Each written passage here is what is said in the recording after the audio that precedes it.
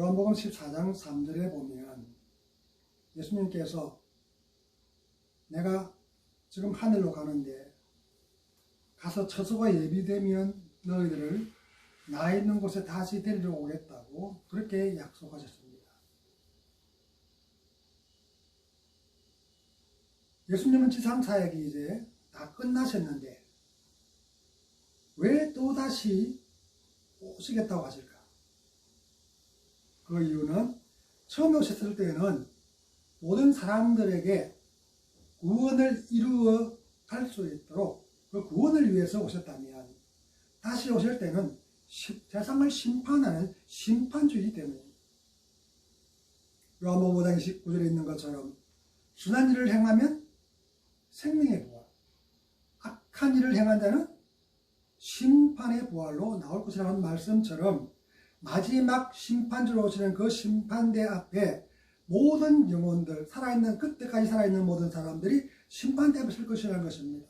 그래서 악한 일을 했는지 선한 일을 했는지를 판단해서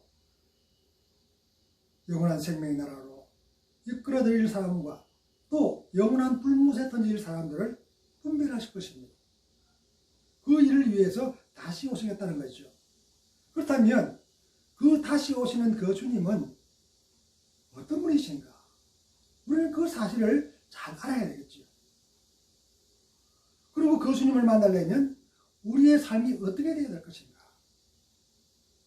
항상 거룩하고 정결한 모습을 잘 준비해야 될 것입니다. 무슨 말이냐면 내가 죄를 회개했다면 그 회개한 모습이 삶 속에서 그대로 나타나야 된다는 거죠. 빌립보서 2장 16절 하반절에 있는 말씀처럼 항상 복종하여 두렵고 떨림으로 너희 구원을 이루라고 그렇게 권면합니다. 무슨 말이냐면 구원을 이루어가려면 하나님을 경외하면서 전적으로 그분을 의뢰하라는 것입니다. 특히 이 말씀은 현재적인 구원을 이야기하는 성화의 과정입니다. 구원이 세 가지의 구원이 있는데 과거, 현재, 미래의 구원이 있습니다. 그 현재의 구원이 뭐냐 하면 구원을 이루어가는 거예요. 그리고 그게 성화죠. 무슨 말이냐면 구원받은 성도답게 삶을 거룩하고 정결하게 만들어야 한다는 것입니다.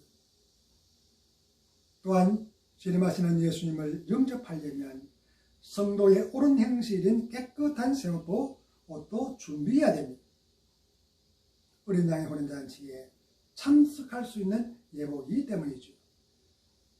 다시 오시는 그 주님, 그분이 누구신지를 우리가 바로 깨닫고 잘 준비하면 우리는 그 어린 양 혼인잔치에 참여하는 그런 은혜를 누리게 될 것입니다. 우리 모두가 그런 하나님께서 예비하신 은혜 안에 들어갈 수 있기를 주님의 이름으로 축복합니다. 1절에서 8절에 있는 내용을 통해서 우리는 다시 오시는 그 예수님이 계시의 근원이신 하나님이시라는 사실을 알 수가 있습니다. 요한은 예수 그리스도의 계시의 근원이 하나님이시라고 그렇게 지적하고 있습니다. 하나님은 예수 그리스도에게 반드시 속히 일어날 일들을 알려주셨습니다. 그 계시를 그리스도의 종들인 일곱 교회 사자들에게 천사에 보내서 전하도록 자기에게 알리셨다고 오늘 성경은 그렇게 알려줍니다. 여기서 계시라는 것은 감추어져 있던 것을 드러내 보인다는 그런 의미입니다. 그런데 이 단어가 다른 곳에서는 예수님의 재림에서 그 모습을 나타낸다는 의미로 사용되고 있습니다. 예를 든다면 데살로니가후서 1장 7절 하반절에 있는 것처럼 주 예수께서 자기의 능력의 천사들과 함께 하늘로부터 불꽃 가운데 나타나신다는 것입니다. 오늘 3절은 계시록에 기록된 7가지의 복 있는 사람들, 그 중에서 첫 번째를 소개하는 내용입니다. 예언의 말씀을 읽는 자와 듣는 자와 그 가운데 기록한 것을 지키는 자, 그 사람이 복을 받는다. 복이 있다고 그렇게 이야기하죠. 이 말씀이 복인 이유가 있는데 그 이유는 계시 말씀을 우리가 읽을 때에 우리의 영의 눈이 열린다는 것입니다. 또 들을 때에 영의 귀가 열립니다. 또 나가 지킬 때에 새 하늘과 새 땅으로 들어갈 예복을 입을 수 있기 때문입니다. 그렇다면 요한계시록에 기록된 7부류의 7가지의 복 있는 사람들은 어떤 것인가도 우리가 알아야 되겠죠. 두 번째로는 14장 13절에 있는 것처럼 주 안에서 죽은 자. 세 번째는 16절 15절에 있는 것처럼 깨어서 자기 옷을 지키는 자. 넷째는 어린 양의 호련잔치에 초청받은 자라고 19장 9절에서 이야기하고, 다섯째는 첫째 부활에 참여하는 자라고 20장 6절에서 그렇게 알려줍니다. 여섯째는 예언의 말씀을 지키는 자, 22장 7절에 있습니다. 또 일곱째는 자기 두루마기를 아는 자라고 22장 14절에 이야기하고 있습니다. 자, 7가지 부류의 이 복 있는 자의 행동을 우리가 반드시 해야 되는 거죠. 더 중요한 사실은 주님께서 재림하실 그 때가 지금 임박했다는 것입니다. 오늘 4절에서 7절에 있는 재림하시는 예수님의 모습이 5가지로 설명되고 있는데 그 내용들도 우리가 잘 살펴보아야 될 것입니다.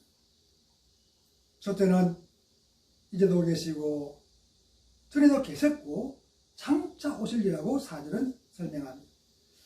이 말씀은 삼위일체 하나님을 표현한 것입니다. 창조로부터 종말의 심판까지 모든 사역에는 항상 삼위일체 하나님께서 함께 하셨습니다.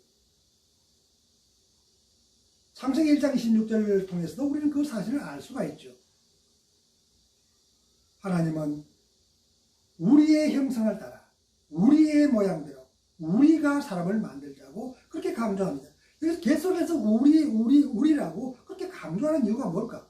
그것은 하나님, 성부 하나님 혼자서 창조 사역을 감당하지 않으셨다는 것입니다. 성자와 성령 하나님이 같이 연합 사역을 통해서 창조 사역을 하셨다는 거죠. 자, 둘째로는 죽은 자들 가운데서 먼저 나신 분이라고 5절은 설명합니다. 부활의 첫 열매가 되셨다는 것입니다.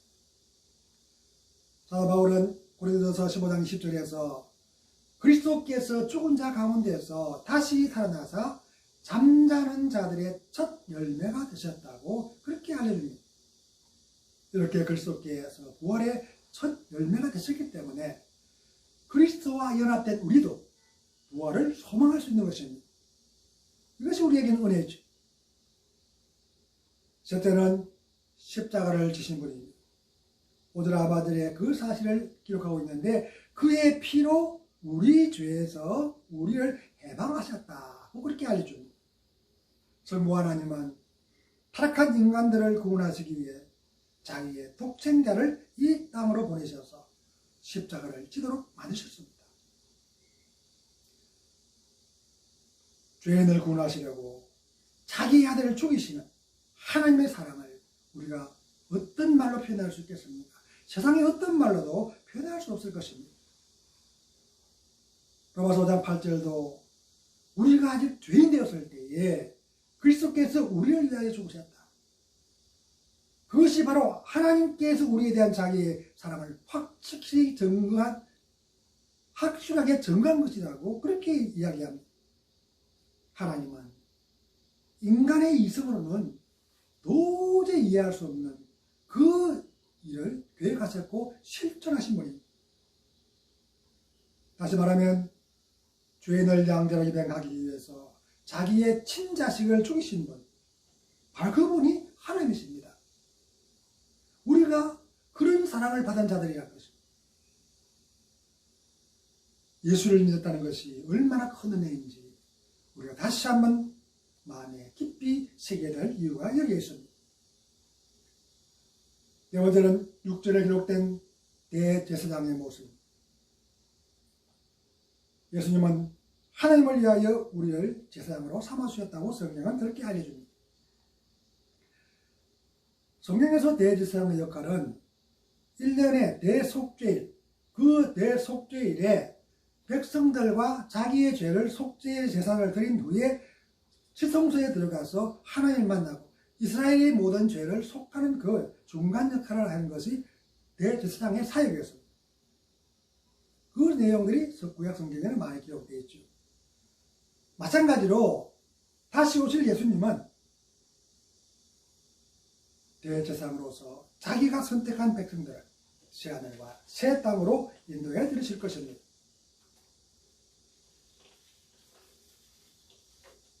다섯째로 재림하시는 예수님이 구름을 타고 오십니다.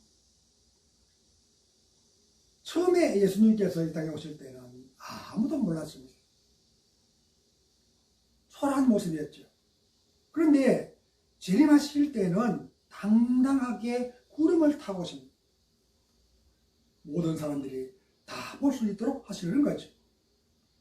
그렇게 구름을 타고 오신다는 표현은 심판주의 위협을 나타내는 초자연적인 그런 현상을 의미합니다. 성경은 여러 곳에서 재림하시는 예수님이 구름을 타고 오신다고 그렇게 기록하고 있습니다. 예수님은 자기가 다시 오실 때의 모습을 인자가 구름을 타고 능력과 큰 영광으로 오는 것을 볼 것이라고 마태복음 24장 30절 하반절에 기록하고 있습니다. 바울도 그렇게 이야기를 하고 있죠. 예수님의 재림하시는 모습을 그 후에 우리 살아남은 자들도 그들과 함께 구름 속으로 끌어올려 그 공중에서 그 주님을 영접하게 될 것이라고 데살로니가 전서 4장 17절에서 그렇게 알려주고 있습니다. 이렇게 구름을 타고 재림하시는 예수님을 본 모든 사람들이 오늘 성경은 애곡한다고 그렇게 이야기합니다. 왜 그들이 애곡했을까? 회개하지 못한 불신자들이 위풍당당한 심판주의 모습을 보면서 자기들이 당할 심판이 얼마나 참혹할 것인지를 깨달았기 때문입니다. 오늘 발전은 하나님께서 역사의 시작과 끝이라는 사실을 알파와 오메가라는 헬라어 단어 알파벳을 통해서 알려주고 있습니다. 창조주, 심판주, 그 모든 주권이 하나님의 소유라는 사실을 이 말씀을 통해서 알 수가 있는 것입니다. 이렇게 모든 주권이 하나님께 있다는 사실을 우리가 인정해 드릴 때에 우리는 그 하나님의 은혜 안에 살아갈 수 있을 것입니다. 그 주권을 소유하신 하나님께서 보증하시는 그리스도의 재림, 그것은 반드시 이루어질 것이고 분명한 사실이라는 사실을 우리는 이 말씀을 통해서도 알 수가 있는 거죠. 또한 삼위일체 하나님은 영원히 살아계신 분이십니다. 어제나 오늘이나 영원토록 동일하신 분입니다. 또한 스스로 계시는 분이십니다. 모세가 하나님께 이름을 물었을 때에 나는 스스로 있는 자라고 출애굽기 3장은 그렇게 알려주는데, 스스로 있는 자, 그 스스로 계시는 그 하나님은 영원 불변하시고 전능하신 분이십니다. 그 능력으로 세상을 심판하실 것입니다. 그러므로 반드시 우리가 하나님의 심판대 앞에 선다는 사실을 기억하시고 깨끗한 생업보의 예복을 잘 준비해서 심판의 자리가 아니라 구원의 자리에 설 수 있기를 주님의 이름으로 축복합니다. 재림하시는 예수님이 어떤 분이신가? 영원토록 살아계시는 하나님이라는 사실을 17절에서 마지막 절에 기록하고 있습니다. 오늘 17절은 예수 그리스도의 위험에 압도당한 요한의 모습입니다. 요한은 초자연적인 예수 그리스도의 위험이 너무너무 두려웠습니다. 그래서 그의 발 앞에 엎드릴 수밖에 없었습니다. 성경은 죽은 자까지 되었다고 그렇게 이야기하는데, 이 말은 우리가 흔히 넋이 나갔다 하는 그런 말을 사용한 것처럼 아예 넋을 잃어버린 거죠. 정신적인 충격이 얼마나 컸는지를 잘 보여주는 내용입니다. 성경에는 하나님의 계시가 임했을 때에 이런 현상이 일어난다는 사실을 여러 곳에서 기록하고 있습니다. 한 가지 예를 든다면 다니엘이 환상을 본 후에 그 뜻을 알고 있을 때에 내가 두려워서 얼굴을 땅에 대고 엎드렸다고 8장 17절에서 기록하는 것과 같은 거죠. 두려워 떨고 있는 그 요한에게 예수님은 오른손을 얹으시면서 두려워하지 말라고 위로하고 계십니다. 이것은 자기가 누구인지도 알려주고 처음이요 마지막이라는 것입니다. 자, 이 표현은 처음과 나중인 바로 나라는 그런 의미. 그러면서 그리스도 예수를 강조하는 것입니다. 8절의 알파 오메가가 하나님에 대한 그런 징후였다면 이것은 그리스도 예수의 징후입니다. 그 예수님은 두려워 떨고 있는 요한이 위로의 확신을 가지도록 자신을 강조합니다. 그 예수님은 앞으로 계시를 알려줄 것인데 그 내용이 인간의 이성으로는 도저히 이해할 수 없을 대로 엄청난 것이기 때문에 우리가 운동을 할 때 워밍업 하듯이 그런 워밍업 차원의 일이라고도 할 수가 있습니다. 18절에서 살아있는 자는 영원히 살아있다는 말입니다. 성경에는 하나님의 살아계심을 찬양하는 기록들이 많죠. 시편 42편 2절에서 시인은 내 영혼이 하나님, 곧 살아계시는 하나님을 갈망한다고 경배합니다. 이렇게 하나님은 영원히 살아계시기 때문에 당연히 위로도 영원하죠. 주일 말씀 예수님께서 요한이 위로의 확신을 가질 수 있도록 계속 강조하시는 이유도 여기에 있습니다. 그런데 전에 죽었다고 하십니다. 이 말이 무슨 말일까? 이것은 십자가에서 물과 피를 다 쏟으시고 돌아가셨지만 하나님께서 다시 부활시키셨다는 말입니다. 부활하신 예수님은 이제 영원히 살아계시는 하나님이시라는 거죠. 그 이유가 이어진 말씀을 통하여 알 수가 있습니다. 예수님은 사망과 음부, 즉 지옥의 열쇠를 가지셨습니다. 이런 이유로 사망도 다시 오실 예수님의 다스림을 받을 수밖에 없는 것입니다. 따라서 그리스도 예수는 자신의 십자가 고난과 죽음 그리고 부활과 성천을 통해서 사망의 영역도 정복하셨다고 고린도전서 5장 15장 54절에서 55절에 그렇게 알려주고 있습니다. 더구나 예수님은 영원히 살아계시는 만물의 주관자가 되십니다. 죽음의 영역까지도 주관할 수 있는 열쇠를 가지신 분이기 때문입니다. 19절의 내용은 참 중요한 내용입니다. 계시록 전체를 이해할 수 있는 핵심이 될 내용들이기 때문입니다. 그 내용이 뭐냐 하면 요한이 본 것, 그리고 지금 있는 일, 그리고 장차 될 일. 요한계시록을 이해하는 방법이 바로 이 세 가지입니다. 이것이 계시록을 기록하게 하시는 목적입니다. 여기서 요한이 본 것은 권능으로 충만하신 예수님의 모습이죠. 또한 20절에 기록된 것처럼 예수님의 오른손에 있는 7별의 비밀과 7금 촛대입니다. 촛대는 교회라고 설명하고 별은 교회 사자라고 그렇게 오늘 성경은 설명하고 있습니다. 그런데 별은 비밀에 가려져 있습니다. 그 비밀은 상징적인 환상에 대한 내적인 의미인데 그 의미를 깨닫기 위해서는 하나님의 계시가 반드시 필요하다는 것입니다. 다음으로 지금 있는 일은 2장과 3장에 기록된 소아시아 7교회의 현재의 상태입니다. 종말시대의 교회가 어떤 자세가 되어야 하는지를 알려주는 것이죠. 환난을 대비하는 방법, 어떻게 예수님을 영접할 준비를 해야 되는가, 그 내용들이 7교회의 교회들의 모습을 통해서 우리에게 알려주고 있습니다. 그리고 장차 될 일은 4장에서 마지막 장까지의 그런 내용으로서 천상교회의 모습과 하나님께서 마지막 때에 어떤 일을 진행하실 것인지 그 진행할 그런 계획들에 대한 그런 것입니다. 중요한 것은 세마포 옷으로 아름답게 단장되지 않으면 영원한 새하늘과 새 땅으로 들어갈 수가 없다는 것이죠. 그렇기 때문에 우리의 신앙생활도 성도의 옳은 행실인 그 옳은 행실이 습관화돼,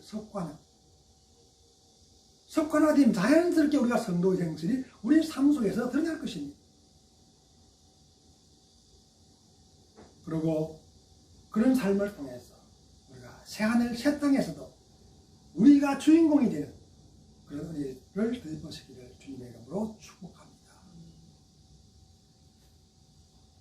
오늘 9절에서 16절 말씀을 통해서 재림하시는 그 예수님의 모습, 또 그분이 감당할 사역들을 우리가 살펴볼 수 있습니다. 요한은 9절에서 현재 자기가 처해 있는 형편을 설명합니다. 그런 하나님의 말씀과 그리스도를 증거했다는 그 이유 때문에 반모라고 하는 그 섬에 유폐되었습니다. 이것은 세상적인 관계가 차단되었다는 것입니다. 그러나 하나님과의 관계는 끊어지지 않았습니다. 항상 하나님과의 관계는 열려있다는 거지요. 그것이 중요한 것입니다.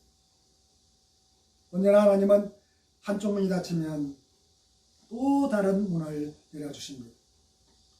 요한에게도 하늘로 향하는 문을 열어주셨습니다. 10절 말씀을 통해서 우리는 그 사실을 알 수 있습니다. 10절에서 중요한 표현은 주일의 날입니다. 이것은 당시에 주일의 개념이 이미 정착되었다는 거죠. 그 전에 성경은 안식 후 첫날이라고 표현했는데 이것이 주의 날로 바뀐 것입니다. 또 성령에 감동되었다는 말은 성령의 임재하심으로 황홀한 지경, 우리 엑스타시라고 그런 황홀한 지경에 들어갔다는 말입니다. 그런 상태에서 요한은 등 뒤에서 들리는 큰 나팔 소리와 같은 음성을 들었습니다. 나팔 소리는 그리스도의 재림의 정표로 사용된다고 데살로니가 전서 4장 16절과 마태복음 4장에서 알려주고 있습니다. 그 음성은 네가 보는 것을 기록하여서 7 교회에 보내라는 명령이었습니다. 중요한 사실은 7 교회가 그 소아시아의 교회만을 의미하지 않는다는 것입니다. 종말 시대의 모든 교회들에게 들려주는 하나님의 음성이라는 사실입니다. 요한이 큰 소리에 놀라서 뒤돌아보았을 때에 일곱 금 촛대와 그 사이에 서 계시는 예수님을 보았습니다. 그런데 예수님의 위풍당당한 모습에 압도당한 그 요한이 까무러치면서 정신을 잃었던 거죠. 그 모습을 통해서 재림하시는 예수님께서 감당할 사역들이 어떤 것들인가를 우리가 유추해 볼 수가 있습니다. 첫째로는 재림주로서의 사역입니다. 7 금촛대 사이에서 인자와 같은 분이 오른손에 7별을 잡고 있습니다. 성경에서 인자라는 표현은 메시아를 지칭할 때 사용되지요. 다니엘서 7장 13절 14절에도 그 사실을 기록하고 있습니다.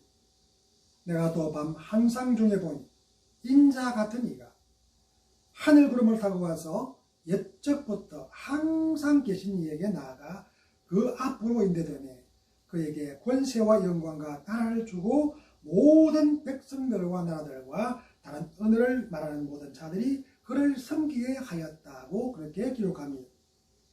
예수님은 이 칭호를 자기에게 적용시킵니다. 예를 들면 마가복음 2장 5절에 12절에 있는 말씀처럼 중풍병자에게 내 죄의 사함을 받았다.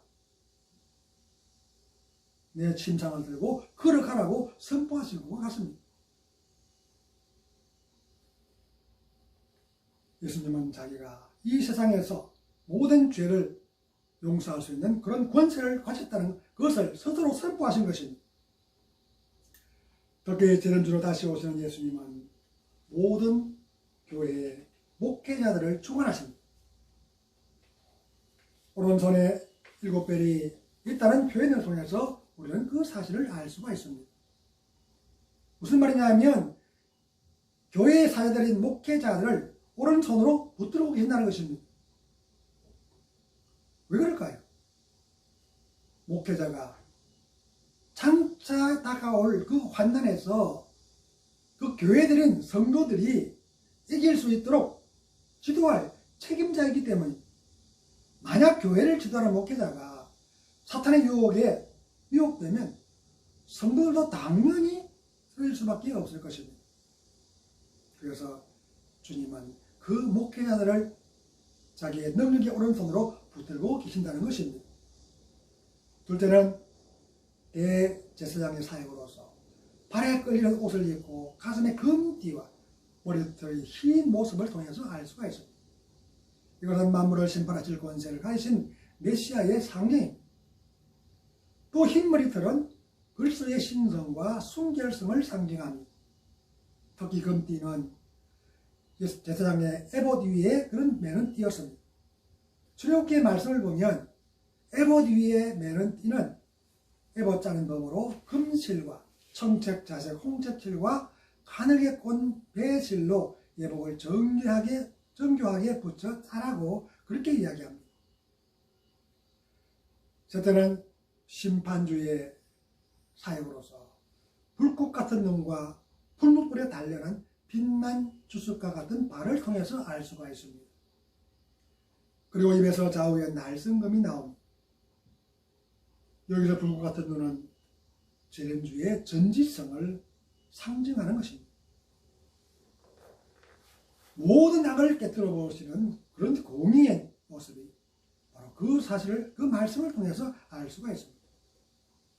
특히 불무불에 달리는 주석과 같은 발은 초림 예수가 십자가에서